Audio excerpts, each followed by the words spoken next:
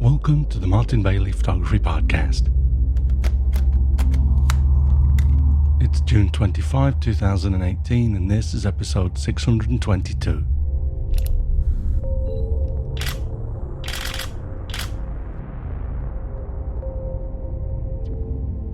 This week we continue our Travelogue series covering my 2018 complete Namibia tour and workshop, as we spend a morning in Colemanskop and an afternoon in Elizabeth Bay, another deserted diamond mine town, before driving on to Sossusvlei.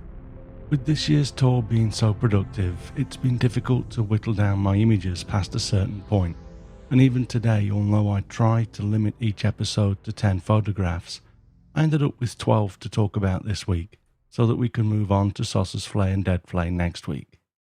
Because I haven't been to the big house on the hill at Colemanskop for a few years, I decided to walk up there early on the morning following our first visit for this year.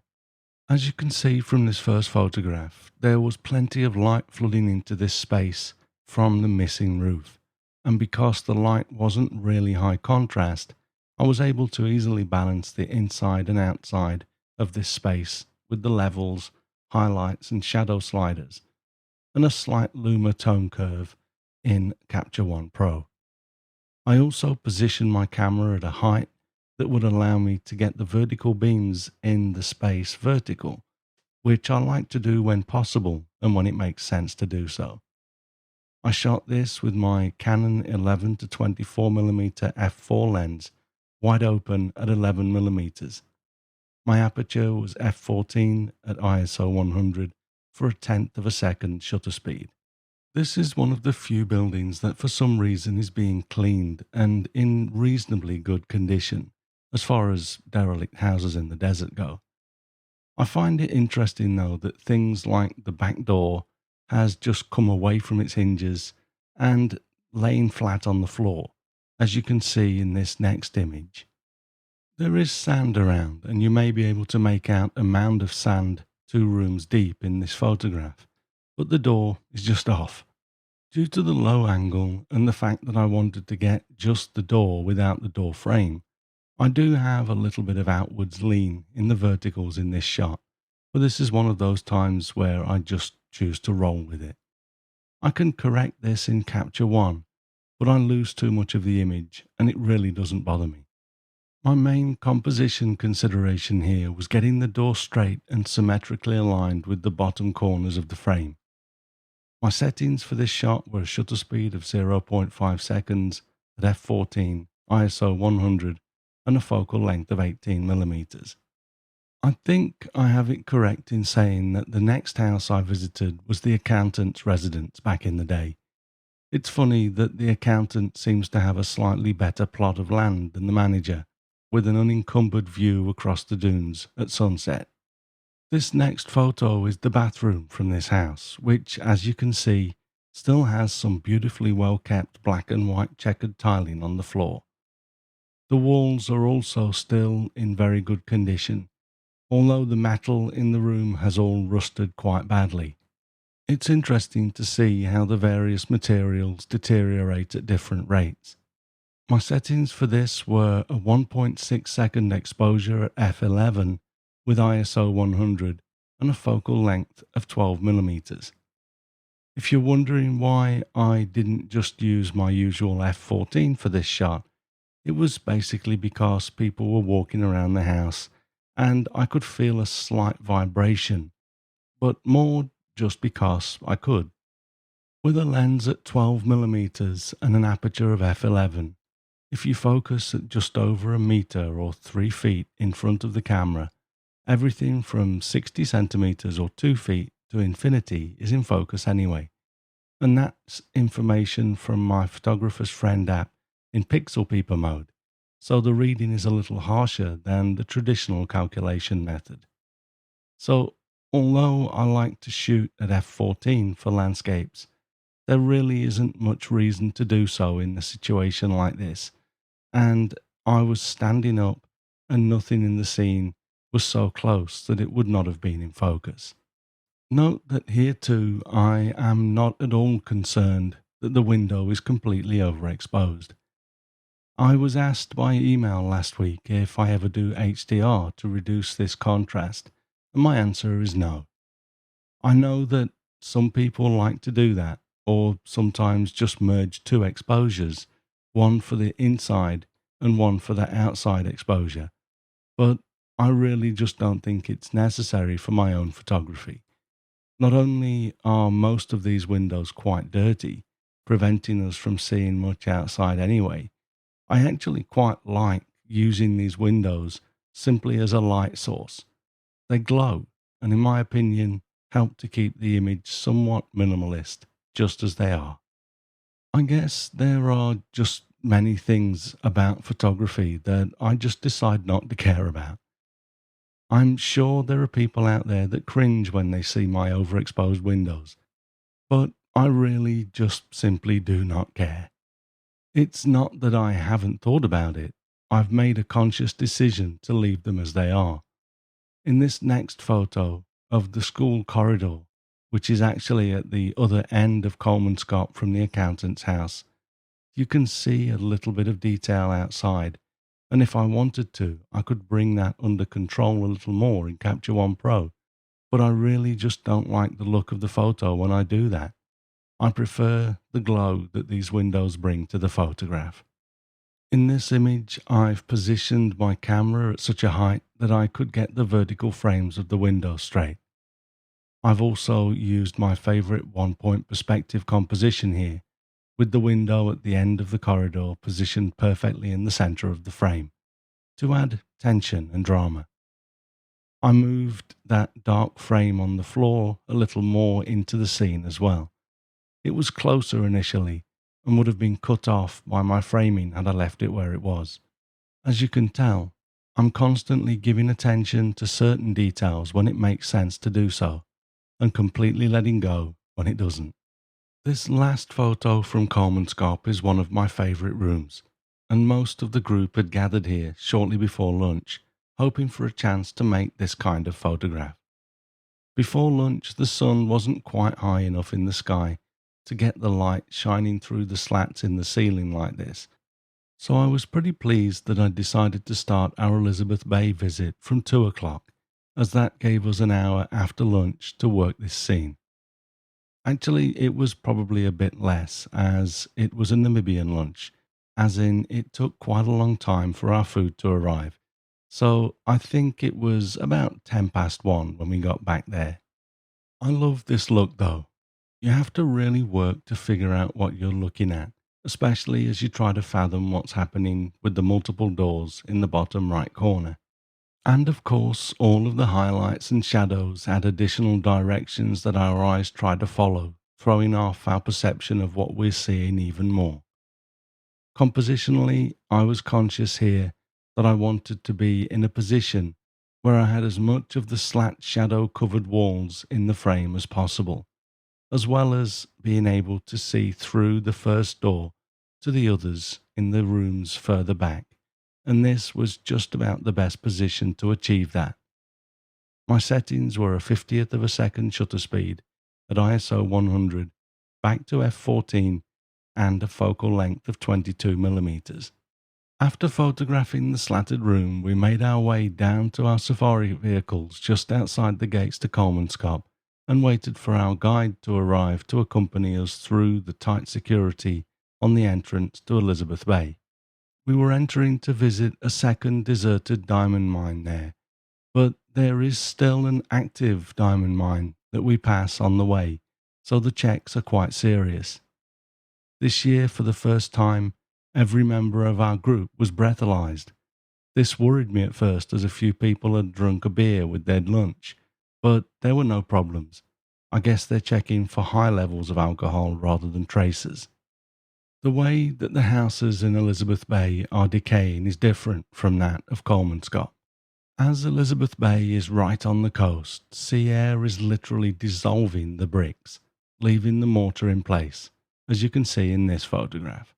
Note how the cement is sticking out in the foreground building, but also if you look at the distant building in the center of the frame, you'll see how the roof is gone and the walls are decaying, almost looking like lace, with some of the bricks completely gone now. As is often the case, there was a good sea breeze blowing. I often make recordings of various sounds with a digital recorder that I carry around, and I tried to make a recording of my footsteps crunching in the sand as I walked between the buildings. But because I didn't put my wind protector over the mics, the recording is mostly wind noise, although a nice audible reminder of the day. My settings for this shot were 100th of a second shutter speed at f14, ISO 100, and a focal length of 35mm. I was using my Canon 24-105 Mark II lens now.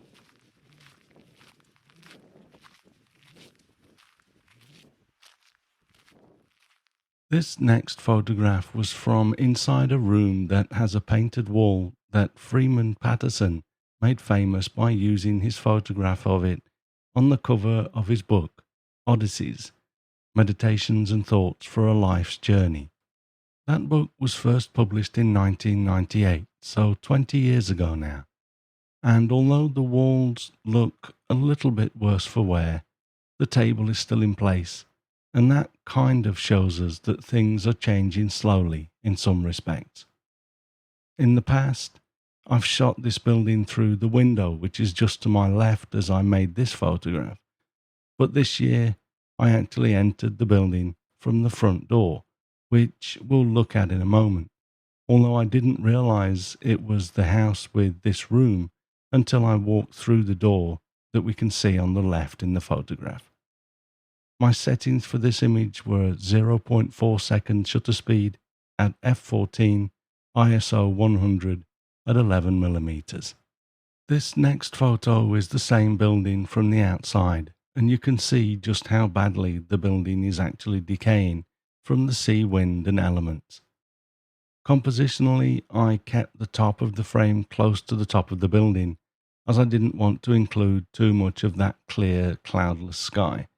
But I like the amount that I have, as it is a good indication of the dry conditions that we associate with the desert that surrounds this abandoned town. I also, of course, wanted to include more of the bricks and the sand in the foreground, as these add to the overall story of desolation and decay in Elizabeth Bay. My settings for this shot were 60th of a second at f14, ISO 100 at 20mm. I switched back to my 11-24mm lens after that first shot in the bay, and although I was carrying both lenses on separate 5DSR bodies, I seemed to gravitate towards the wider lens for this location. In this next photo, we can see that the end of one of the labourers' quarters buildings has now completely fallen away, leaving us with a clear view down to the beach. This is good to show you how close the sea is, giving us a better idea of why these buildings are decaying so quickly. It does make me wonder though, as with Coleman's just how many more years these buildings will last. The room with the mural painted on the wall is almost unchanged for 20 years, but everything else makes me think that we're probably only looking at another 5 to 10 years for most of these buildings. Another contradiction that this photo calls to the fore is whether or not the people that slept in these tiny compartments really were labourers or slaves. The people that run the tours tell us that they were labourers that were well paid, which they may well have been, but our local guide tells us that the work was so hard that these so-called labourers were chained at night to stop them from escaping, and that sounds more like a slave to me. My settings for this shot were 60th of a second shutter speed at f14, ISO 100 and a focal length of 18mm. I had a few more images to look at from Elizabeth Bay, but we'll skip those as it's going to take too many episodes to get through this trip if I don't. Let's quickly look at 3 more images, taking us to 12 for today, just to illustrate what happened on the day after we visited Elizabeth Bay as we made our way north to Sossusvlei. On our way out of Luderitz, where we'd spent the 2 previous nights, We stopped briefly to photograph the old abandoned train station at Garub. I like the desolation, almost desperation, of this abandoned train station. Although the train line itself is still operational, trains just don't stop here anymore. You may be able to tell too that I've cropped this down to a 16:9 aspect ratio. Again, I'm really just not a fan of blue skies, and there wasn't much in the foreground either. I just chose this more cinematic aspect ratio to reduce both of these elements, and I also think that this helps to add to the sideways motion of the train line. My settings were 125th of a second shutter speed at f14, ISO 100, and a focal length of 105mm. We drive through some beautiful countryside on this day, and it's always nice to be able to capture a bit of wildlife in this kind of habitat, as we did with this pair of ostriches. As there were two birds, I actually should have kept my aperture a little bit smaller for this shot, but I'd opened up to f10 because the birds were moving around, and I wanted a faster shutter speed because I was hand holding my 100 to 400mm Mark II lens for this, extended out to 400mm. The male ostrich is slightly soft because of this, but he has a nice catch light in his eye, which kind of makes up for that. My shutter speed was an 800th of a second at ISO 400, so I could have gone to ISO 800 at f14 for a greater depth of field. So I consider this to be a bit of a failure, although I quite like the shot. Our last photo today is of a male oryx with his harem, and all of them looking back at our vehicle, probably wondering why we'd just screeched to a halt in the middle of the desert. We can identify the male as the second from the right in the group because he's thicker set and has thicker horns for fighting, and also our guide told us that the male oryx have a thinner dark stripe on their underbelly compared to the thicker stripe that you see on the two female oryxes on both sides. I really just thought that this was a fun shot with all of them grouped together like this, looking back at us in wonder. My settings for this were f8 for a thousandth of a second at ISO 800 and a focal length of 400mm. This aperture was fine in this instance because there's no real distance between the four animals, so they're all in sharp focus. Okay, so we went 2 images over, but that takes us to the end of day 4 on the road, as we arrived at Sossusvlei to make our way to our lodge for the next 3 nights. Next week, we'll take a look at some photos from Dead Flay with the silhouetted camelthorn trees against the brightly lit dunes at dawn, and some of the other picturesque dunes in the area. If you might like to join us on this tour from June 2 to 18, 2019, please check out our tour page at mbp.ac/Namibia 2019. It really has matured into an amazing tour, and I'd love to travel with you in this beautiful land. Thanks very much for listening today. If you enjoy this podcast, please share a link with your friends. Subscribe in iTunes or your favorite podcast program to ensure uninterrupted delivery. If you have a moment to rate the podcast or leave us a review in iTunes, that helps to keep us relevant in the huge number of podcasts out there now. You can find me on Instagram, Facebook, Twitter and Google+, etc. And links to everything that I'm up to are at martinbaileyphotography.com, so do drop by and take a look. I'll be back next week with part 3 of this Travelogue series, but in the meantime, you take care and have a great week, whatever you're doing. Bye bye.